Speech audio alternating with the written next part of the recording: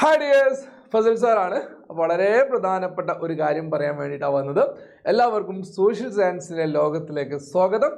9ാം ക്ലാസ്സിൻ്റെ social science ആദ്യത്തെ പരീക്ഷയായി വന്നപ്പോൾ തന്നെ പല ആൾക്കാരും ഞെട്ടിച്ചുളിച്ചിട്ടുണ്ട്. അയ്യോ പെട്ടല്ലോ എന്ന്. ഒരു പേടിയും പേടിക്കേണ്ട, നമുക്ക് സമയമുണ്ട് ഒരുപാട്. 2 ദിവസം നമ്മുടെ മുന്നിലുണ്ട്. ഇഷ്ടംപോലെ സമയമെടുത്ത് നമുക്ക് പതിയെ പ്രിപ്പയർ ചെയ്ത് നമുക്ക് ഫുൾ മാർക്ക് അടിച്ചെടുക്കാൻ പറ്റും. അപ്പോൾ അതിലേക്കുള്ള ആദ്യ പടി എന്നോണം ഞാൻ പറഞ്ഞു തരാൻ പോകുന്നത് എന്താണെന്നറിയാവോ? നിങ്ങൾക്ക് ഏതാണ് എസ് എ ക്വസ്റ്റ്യൻസ് വരാൻ സാധ്യതയുള്ളത്? കഴിഞ്ഞ വർഷങ്ങളിൽ വന്ന ചോദ്യങ്ങൾ ഏതൊക്കെയാണ്? അതിന് അങ്ങനത്തെ ചോദ്യങ്ങൾ വരാനുള്ള സാധ്യത വളരെ കൂടുതലാണ്. അപ്പോൾ അതാണ് ഡിസ്കസ് ചെയ്യാൻ പോകുന്നത്. അപ്പോൾ അത് അവസാനം വരെ കാണുക. മാത്രമല്ല, ഇനി നിങ്ങൾക്ക് ഏത് ടൈപ്പ് ക്വസ്റ്റ്യൻസ് ആണ് വേണ്ടത് എന്ന് താഴെ കമൻറ്റ് ബോക്സിൽ പറയുകയും വേണം. പിന്നെ നമ്മുടെ കമൻറ്റ് ബോക്സിൽ തന്നെ ഇന്നും നാളെയായിട്ട്, അതായത് ശനിയും ഞായറും രാത്രി നടക്കാൻ പോകുന്ന Saturday and Sunday, English medium അറിഞ്ഞത് പറഞ്ഞില്ലെന്ന് വേണ്ട, നടക്കാൻ പോകുന്ന ലൈവിൻ്റെ ലിങ്ക് കൂടെ എന്ത് ചെയ്യുന്നുണ്ട്, പിൻ ചെയ്തിരുന്നുണ്ട്. അപ്പോൾ അതിലൂടെ കയറിയിട്ട് നേരെ നോട്ടിഫിക്കേഷൻ ഓൺ ചെയ്യാനും നിങ്ങളുടെ ഫ്രണ്ട്സിനൊന്നും ഷെയർ ചെയ്യാനൊരു മടി ഉണ്ടാവരുത്.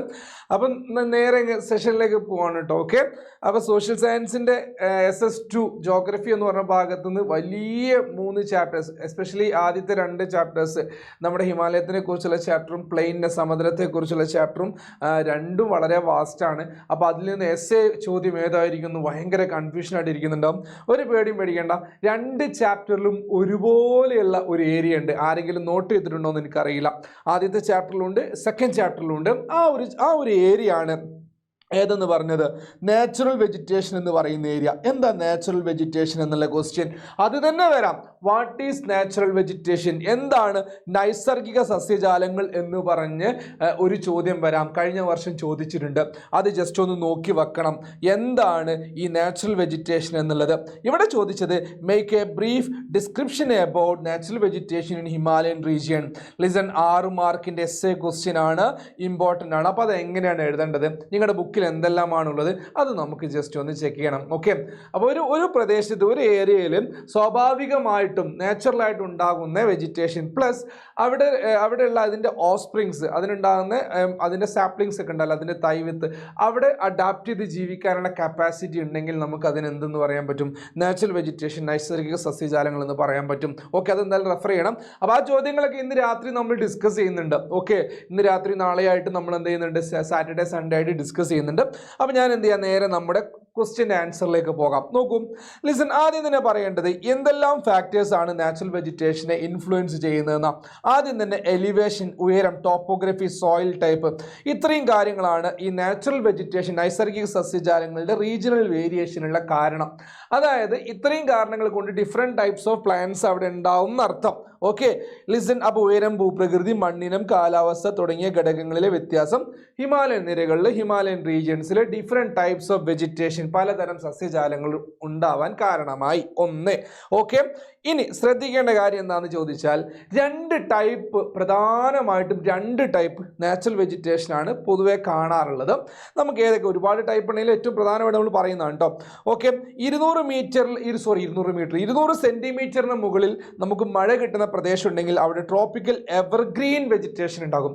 അതിന് താഴെ, അതായത് നിത്യഹരിത വനങ്ങൾ എന്ന് പറയുന്ന വെജിറ്റേഷൻ, 200 സെൻറ്റിമീറ്റർ താഴെയാണെങ്കിൽ അവിടെ ഡെസിഡിയസ് എന്ന് പറയുന്ന ഇലപൊഴിയും കാടുകളാണ് പൊതുവെ കാണുക. ഓക്കെ, അപ്പോൾ ലിസൺ, കിഴക്കൻ ഹിമാലയത്തിലും വടക്ക് കിഴക്കൻ കുന്നുകളിലും ഈസ്റ്റേൺ ഹില്ലുകളിലെ നോർത്ത് ഈസ്റ്റേൺ ഭാഗത്തൊക്കെ നമ്മൾ, അതായത് നമ്മുടെ ആസാം, അരുണാചൽ പ്രദേശ്, ഇന്ത്യയുടെ കൈഭാഗമില്ലേ, അവിടെ കാണുന്ന വെജിറ്റേഷനാണ് ഈ പറഞ്ഞ റെയിൻ ഫോറസ്റ്റ് എന്ന് പറയുന്നത്. ഇനി അടുത്തത് ലിസൺ, ഇനി വേറൊരു ടൈപ്പ് നമ്മൾ പറയുന്നത് പൊതുവെ ജനറലായിട്ട് പറയും ട്രോപ്പിക്കൽ ഡെസിഡിയസ് ആണ്. ഇനി അടുത്തൊരു കാറ്റഗറി ഉണ്ട്. അതെങ്ങനെയാണ് ഡിവിഷൻ വരിക എന്ന് ഞാൻ പറഞ്ഞുതരാം, ശ്രദ്ധിക്കാം. ഇപ്പോൾ ഹിമാലയം എന്ന് പറയുന്നത് ഉയരം കൂടുന്നതിനനുസരിച്ച് ചായക്ക് സ്വാദ് കൂടും. അത് നിങ്ങൾ പറയേണ്ട, എനിക്കറിയാം. ഓക്കെ, അപ്പോൾ പറഞ്ഞു വരുന്നത് ഉയരത്തിനനുസരിച്ച് എന്ത് സംഭവിക്കുന്നു ചോദിച്ചു കഴിഞ്ഞാൽ ടെമ്പറേച്ചർ കുറയും. ശരിയല്ലേ? ഉയരങ്ങളിലേക്ക് പോകുന്നവർ ടെമ്പറേച്ചർ കുറഞ്ഞു വരും. ആ ടെമ്പറേച്ചർ കുറയുന്നതിനനുസരിച്ച്, താപനില കുറയുന്നതിനനുസരിച്ച് വെജിറ്റേഷനിലും മാറ്റങ്ങൾ ഉണ്ടാവാറുണ്ട്. നോക്കാം അതെങ്ങനെയാണ് വരുന്നത്. ടെമ്പറേച്ചർ ഡിക്രീസസ് വിത്ത് ഓൾട്ടിറ്റ്യൂഡ്, ഉയരത്തിനനുസരിച്ച് താപനില കുറയും. Corresponding changes also visible in the natural vegetation, അതിനനുസരിച്ച് നാച്ചുറൽ വെജിറ്റേഷനിലും ചേഞ്ചസ് ഉണ്ടാകും, നൈസർഗിക സസ്യജാലങ്ങളിലും മാറ്റങ്ങളുണ്ട്. നോക്കൂ, ലിസൺ, ഏറ്റവും താഴെ കാണുന്നത് എവർഗ്രീൻ ഫോറസ്റ്റ് ആണ്. ഏറ്റവും താഴെ, അല്ലെങ്കിൽ ഡെസിഡിയസ് ഫോറസ്റ്റ് ആയിരിക്കും, ഇലപൊഴിയും കാടുകളായിരിക്കും. ഞാൻ പറഞ്ഞു, ഇലപൊഴിയും കാടുകൾ അല്ലെങ്കിൽ ഈ പറഞ്ഞ എവർഗ്രീൻ ഫോറസ്റ്റ്, നിത്യഹരിത വനങ്ങൾ, അതുണ്ടാവാനുള്ള ക്രൈറ്റീരിയ എന്ന് പറയുന്നത് പറയുന്നത് 200 സെന്റിമീറ്ററിന് മുകളിലാണെങ്കിൽ അവിടെ EG ആണ്. EG എന്ന് വെച്ചാൽ എവർഗ്രീൻ ഫോറസ്റ്റ്. 200 സെന്റിമീറ്ററും താഴെയാണെങ്കിൽ അവിടെ എന്തായിരിക്കും? നമ്മുടെ ഡെസിഡിയസ് ഫോറസ്റ്റ് ആണ്. Deciduous forest. ഓക്കെ, ഇലപൊഴിയും കാടുകളായിരിക്കും. ഓക്കെ, അപ്പൊ ആ കാര്യം ജസ്റ്റ് എന്ത് ചെയ്യുക, ഒന്ന് ശ്രദ്ധിച്ചു വെക്കാം. Okay, done.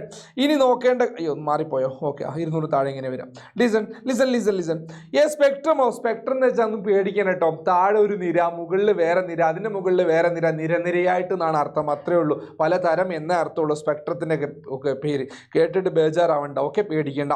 Okay, listen. താഴെ എവർഗ്രീൻ ഫോറസ്റ്റ്. പിന്നെ മുകളിലേക്ക് പോകും തോറും അവിടെ ഏറ്റവും മുകളിലെത്തുമ്പോൾ തുന്ദ്ര എന്ന് പറയുന്ന, താന്ദ്ര എന്ന് പറയാറുണ്ട്, സത്യം പറയുന്നത് തുന്ദ്ര എന്നാണ് പറയാ. ഓക്കെ, അതായത് ഈ പുൽമേടുകളൊക്കെ കാണപ്പെടുന്ന ഒരു ഭാഗം വരെ എത്തും. ഏറ്റവും മുകളിൽ പുൽമേടുകൾ, ഏറ്റവും താഴെ ഈ പറഞ്ഞ എവർഗ്രീൻ ഫോറസ്റ്റും. നോക്കാം. ഇനി അടുത്തത് semi evergreen and deciduous forest. നേരത്തെ പറഞ്ഞതാണ്. അതാണ് വാലീസിലും ലോവർ മൗണ്ടൻ സ്ലോപ്പിലൊക്കെ കാണാൻ പറ്റുക. അതായത് താഴ്ന്ന താഴ്വരകളിലും അതുപോലെ മൗണ്ടൈൻ്റെ ചെരിവുകൾ, പർവ്വത ചെരിവുകളിലൊക്കെ കാണുന്നത്, മഴ കുറവുള്ള ഭാഗങ്ങളിൽ കാണുന്നത് ഏതാണ്? അർദ്ധനിത്യ ഹരിത വനങ്ങൾ എന്ന് പറയുന്ന ഇലപൊഴിയും വനങ്ങളാണ്. അതായത് എപ്പോഴും പച്ചപ്പാവില്ല, മഴയില്ലാത്ത സമയങ്ങളിൽ അതിൻ്റെ ഇല പൊഴിയും, ലീഫ് ഷെഡിങ് ആണ്. അതാണ് ഡെസിഡിയസ് എന്നുള്ള വാക്ക് കൊണ്ടുള്ള അർത്ഥം, ഡെസിഡിയസ്. ഓക്കെ, ഇനി ഈ ഡെസിഡിയസിനെ നമുക്ക് രണ്ടായിട്ട് തിരിക്കാൻ പറ്റും. അതെങ്ങനെയെന്ന് ചോദിച്ചാൽ ഇത് ഇമ്പോർട്ടൻ്റ് ആണ് കേട്ടോ. ഓക്കെ, ഡെസിഡിയസ് എന്ന് പറയുന്നതിനെ നമുക്ക് രണ്ടായിട്ട് തിരിക്കാൻ പറ്റും. ഇലപൊഴിയും കാടുകളെ നമുക്ക് രണ്ടായിട്ട് തിരിക്കാൻ പറ്റും. ഒന്നാമത്തെ തിരിക്കൽ എന്ന് പറയുന്നത് മോയിസ്റ്റ് ഡെസിഡിയസ്. ഞാൻ അതിനെ MD എന്ന് എഴുതും. അതായത് ആർദ്ര ഇലപൊഴിയും കാടുകൾ, ആർദ്ര ഇലപൊഴിയും കാടുകൾ എന്ന് പറയാം. Okay, yes. അടുത്തത് dry deciduous forest. Dry deciduous forest, അതായത് എന്ന് പറയാൻ പറ്റും, വരണ്ട ഇലപൊഴിയും കാടുകൾ. ഇതിന്റെ ഒരു എന്താ പറയുക, ലോജിക്ക് എന്താന്ന് ഞാൻ ഇപ്പൊ പറഞ്ഞുതരാം. നോക്കും. അതായത് മക്കളെ, ഈ MD മോയിസ്റ്റ് ഡെസിഡിയസ് എന്ന് പറയുന്നത് 100 സെന്റിമീറ്റർ മഴ, അല്ലെങ്കിൽ ഈ 100 സെന്റിമീറ്റർ മുതൽ 200 സെന്റിമീറ്റർ വരെ മഴ കിട്ടുന്നുണ്ടെങ്കിൽ അവിടെ ആർദ്ര ഇലപൊഴിയും, ആർദ്രത, വെള്ളം കിട്ടുന്നതാണെന്ന് അർത്ഥം. ഇനി 100 സെന്റിമീറ്റർ താഴെയാണ്, ഒരു 80 സെന്റിമീറ്റർ മുതൽ 100 സെന്റിമീറ്റർ വരെ എന്നൊക്കെ പൊതുവെ പറയാം. ഒരു 100 സെന്റിമീറ്റർ താഴെയാണെങ്കിൽ അവിടെ വരണ്ട ഇലപൊഴിയങ്ങളിൽ ഒരു ആർദ്ര, എന്താ പറയുക, ഒരു ഡ്രൈ ഡെസിഡിയസ് ഫോറസ്റ്റ് കാണാൻ പറ്റും. ഇത് നിങ്ങൾ സെക്കൻഡ് ചാപ്റ്ററിലും ഇതേ കാര്യം പഠിക്കും. സെക്കൻഡ് ചാപ്റ്ററിൽ നമ്മുടെ പ്ലെയിൻസിന്റെ കാര്യത്തിൽ ഇതേ കാര്യങ്ങൾ പഠിക്കുന്നുണ്ട്. നമുക്ക് നോക്കാം അവിടെ. ഇനി അടുത്ത് നോക്കും, ഈ മോയിസ്റ്റ് ഡെസിഡിയസ് ഫോറസ്റ്റ് എവിടെയാണ് നമുക്ക് പൊതുവെ കാണാറുള്ളത് എന്ന് പറയാണ്. നോക്കണേ, ഒരു 1000 മുതൽ 2000 വരെ മീറ്റർ ഉയരത്തിലാണ്, ഒരു ചെരിവുകളിലേക്ക് നമുക്കിത് കാണാറുള്ളത് പൊതുവെ. ഓക്കെ, ഇനി അടുത്തത് അതിൻ്റെ മുകളിലേക്ക് പോയി കഴിഞ്ഞാൽ ഒരു 1200 ഒരു മീറ്റർ ഉയരത്തിൽ വരെ നമുക്ക് ഈ മോയിസ്റ്റ് ഡെസിഡിയസ്, ആർദ്ര ഇലപൊഴിയും കാടുകൾ കാണുമെന്ന് പറഞ്ഞു. ഇനി അടുത്തതാണ് ഏറ്റവും രസകരമായ കാര്യം. നിങ്ങൾ ക്രിസ്മസ് ട്രീ പോലുള്ള മരങ്ങൾ കണ്ടിട? ക്രിസ്മസ് ട്രീ പോലുള്ളത് എങ്ങനെയല്ലേ കാണാം? ഈ ക്രിസ്മസ് ട്രീ പോലുള്ള മരങ്ങൾ, അതായത് ആ മരങ്ങൾക്ക് നമ്മൾ പറയുന്ന പേരാണ് സ്തൂപികാഗ്ര വനങ്ങൾ എന്ന് പറയാറുണ്ട്. സ്തൂപികാഗ്ര എന്ന് വെച്ചാൽ കോണിഫറസ് ട്രീസ്. ഈ പൈൻ, ദേവദാരു, ഫിർ, ഓക്ക് എന്നൊക്കെ പറഞ്ഞ, ഓക്ക് പെടാറില്ല, ജുണിപ്പറും ഫെറക്കും, ദേവദാരൊക്കെ. അതിന് പൊതുവെ നമ്മൾ പറയുന്നത് കോണിഫറസ് വെറൈറ്റീസ് ആണ്. പിന്നെ റോഡോഡെൻഡ്രോൺ എന്ന് പറയുന്നത് ഒരു ഫ്ലവറിങ് പ്ലാന്റ് ആണ്. ഒരു ഫ്ലവറിങ്, നമ്മൾ റോഡോഡെൻഡ്രോൺ പേര് മലയാളത്തിലും ആ പേര് തന്നെയാണ് കേട്ടോ, ഫ്ലവറിങ് ആണ്. നമ്മൾ കടലാസ് പൂ പോലുള്ള ഒരു പ്ലാന്റ്. ഇതൊക്കെ നമ്മൾ പൊതുവെ ആ ഒരു ഭാഗത്ത് കാണാറുണ്ട്. അപ്പോൾ ഇത്രയും വിശദമായിട്ട് നമ്മൾ എഴുതിയാലേ നമുക്ക് 6 മാർക്ക് കിട്ടുള്ളൂ. ഏറ്റവും ഉയരം കൂടിയ ഭാഗങ്ങളിൽ നമ്മൾ കാണുന്നത് എന്താണ്?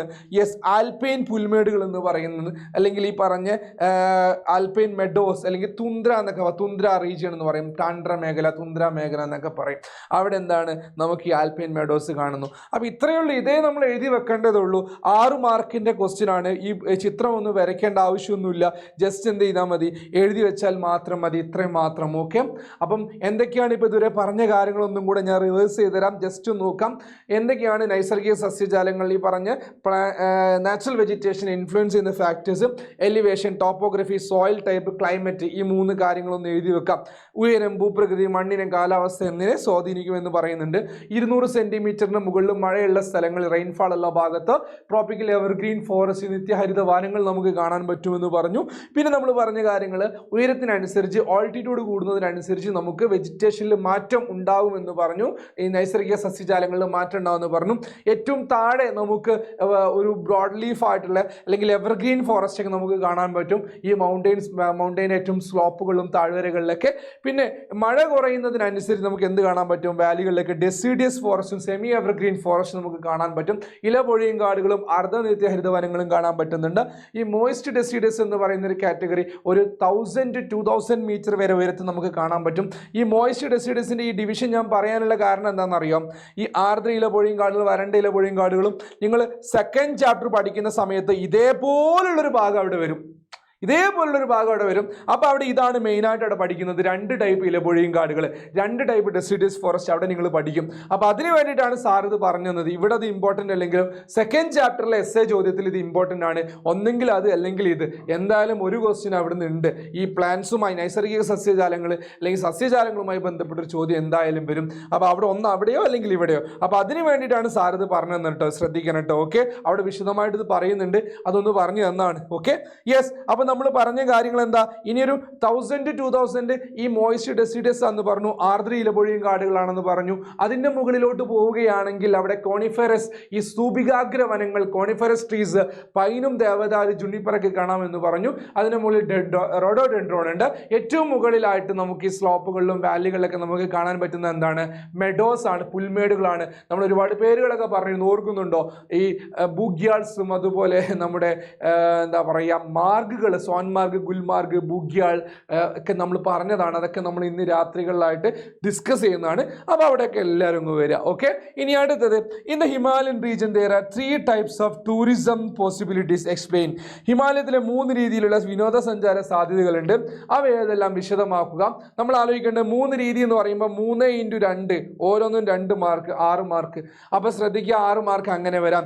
ടൂറിസം എന്ന് പറയുമ്പോൾ നമുക്കറിയാം എൻ്റർ ഹിമാലയൻ റീജിയൻ, എൻ്റർ ഹിമാലയം എന്ന് പറയുന്നത് മൊത്തം ഹിമാലയം ടൂറിസം അല്ലെങ്കിൽ ഹൈ എക്കണോമിക് സോൺ തന്നെയാണ്, ഇമ്പോർട്ടൻ്റ് ആണ്. ഓക്കെ, ഇനി ആദ്യത്തത് പിൽഗ്രിമേജ് ടൂറിസം എന്ന് പറഞ്ഞ തീർത്ഥാടന കേന്ദ്രങ്ങളുണ്ട്. അതിന് പേരുകൾ എഴുതിയിട്ടാൽ തന്നെ മതി. കൈലാസം, ശിവന്റെ വാസസ്ഥലം കൈലാസ പർവ്വതം, മാനസരോവർ തടാകം, മാനസരോവർ ലേക്ക്. നിങ്ങൾക്കറിയാം ഈ മാനസരോവർ ലേക്കിന് അടുത്ത് വെച്ചിട്ടാണ് നമ്മുടെ ഇൻഡസ് റിവർ, സിന്ധു നദിയൊക്കെ ഉത്ഭവിക്കുന്നത്, തുടങ്ങുന്നത്. ഓക്കെ, അമർനാഥ്, ഹേമകുണ്ട് സാഹിബ്, ഇതെല്ലാം തന്നെ പ്രധാനപ്പെട്ട ജമ്മു ആൻഡ് കാശ്മീർ, ടിബറ്റ് മേഖലയിൽ എന്താണ്, ടൂറിസം കേന്ദ്രങ്ങളാണ്, വിനോദസഞ്ചാര കേന്ദ്രങ്ങളാണ്. എന്തുമായി ബന്ധപ്പെട്ട്, തീർത്ഥാടനവുമായി ബന്ധപ്പെട്ട്. ഓക്കെ, ഇനി അടുത്തത് റിസോർട്ട് ടൗൺ ആണ്. സുഖവാസ കേന്ദ്രങ്ങൾ എന്ന് പറയുന്ന റിസോർട്ട് പട്ടണങ്ങൾ ബ്രിട്ടീഷുകാരുണ്ടാക്കിയതാണ് പ്രധാനമായിട്ട് ഇവയെല്ലാം തന്നെ. ഷിംല, ഡാർജിലിംഗ്, ഷില്ലോങ്, ഷിംലയും കുളു, മണാലി ഒന്നും അറിയാത്തല്ലോ. അൽമോറ, റാണിഖേത്, മസൂറി, നൈനിറ്റാള്, ഇവയെല്ലാമാണ് പ്രധാനപ്പെട്ട നമ്മൾ പറഞ്ഞ വിനോദസഞ്ചാര കേന്ദ്രങ്ങൾ എന്ന് പറയുന്നത്. ഇതെന്താണ്, റിസോർട്ട് പട്ടണങ്ങൾ, അല്ലെങ്കിൽ നമുക്ക് വേറൊരു ഭാഷയെ പറഞ്ഞാൽ സുഖവാസ കേന്ദ്രങ്ങൾ എന്ന് പറയാം, അല്ലെങ്കിൽ ഹിൽ സ്റ്റേഷൻസ് എന്ന് പറയാം. എന്ത് പറയാം, ഹിൽ സ്റ്റേഷൻസ് എന്ന് പറയാം, ഹിൽ സ്റ്റേഷൻസ്. ഓക്കെ, അത്രയേ ഉള്ളൂ. ഇനി അടുത്തത് അഡ്വഞ്ചർ ടൂറിസം എന്ന് പറഞ്ഞൊരു കാറ്റഗറി ഉണ്ട്. ഇതെന്താ, നമ്മുടെ മൗണ്ടനിയറിങ്ങും നമ്മുടെ ട്രക്കിങ്, അതുപോലെ സ്കീയിങ്, ഈ കയാക്കിങ്, പാരാഗ്ലൈഡിങ്, ഇത് കണ്ടില്ലേ പാരാഗ്ലൈഡിങ് ഒക്കെ. ഈ പറഞ്ഞ കയാക്കിങ്, പിന്നെന്താ റിവർ റാഫ്റ്റിംഗ്, ഇതൊക്കെ ഇമ്പോർട്ടൻ്റ് ആയിട്ട് വരുന്നുണ്ട്. സ്കീയിങ്, പർവ്വതാരോഹണം, പാരാഗ്ലൈഡിങ്, ഇവയെല്ലാം തന്നെ ഹിമാലയൻ റീജിയനിൽ ഇപ്പം എസ്റ്റാബ്ലിഷ് ചെയ്ത് വരുന്നുണ്ട്. അപ്പോൾ ഇതൊരു പ്രധാനപ്പെട്ട 2 എസ്സേ ചോദ്യങ്ങളാണ് ഫസ്റ്റ് ചാപ്റ്റർ എന്നുള്ളത്. അപ്പോൾ സെക്കൻഡ് ചാപ്റ്ററിലെ എസ്സേസ് ഏതൊക്കെയാണ് അതറിയണമെന്നുണ്ടെങ്കിൽ, ഹിസ്റ്ററിയിലെ പ്രധാനപ്പെട്ട കാര്യങ്ങൾ അറിയണമെന്നുണ്ടെങ്കിൽ ഇന്ന് രാത്രി 7 മണിക്ക് കൃത്യം നമ്മുടെ ചാനലിലേക്ക് വരാം. മാക്സിമം ഫ്രണ്ട്സിലേക്ക് ഈ വീഡിയോ എത്തിക്കാം. നമ്മുടെ ലൈവിൻ്റെ ലിങ്ക് എല്ലാവർക്കും ഷെയർ ചെയ്ത് കൊടുക്കാം, സ്റ്റാറ്റസ് വെക്കുക. ഓക്കെ, മാക്സിമം ആൾക്കാർ പഠിക്കട്ടെ ചങ്ങാതിമാരെ. അപ്പോൾ എനിവേ ബാക്കി കഥകളൊക്കെ നമുക്ക് അവിടെ പറയാം. ഫസിൽ സാർ ഇപ്പോൾ പോവാണ്. ഓക്കെ, നിങ്ങൾക്ക് എന്താണ് വേണ്ടതെന്നുള്ള ഡിമാൻഡ് ചെയ്യുന്ന സാധനം താഴെ അടിയിൽ കമൻ്റ് ആയിട്ട് ഇടാം. ഓക്കെ, അപ്പോൾ നമുക്ക് കാണാം. Tata, bye, see U.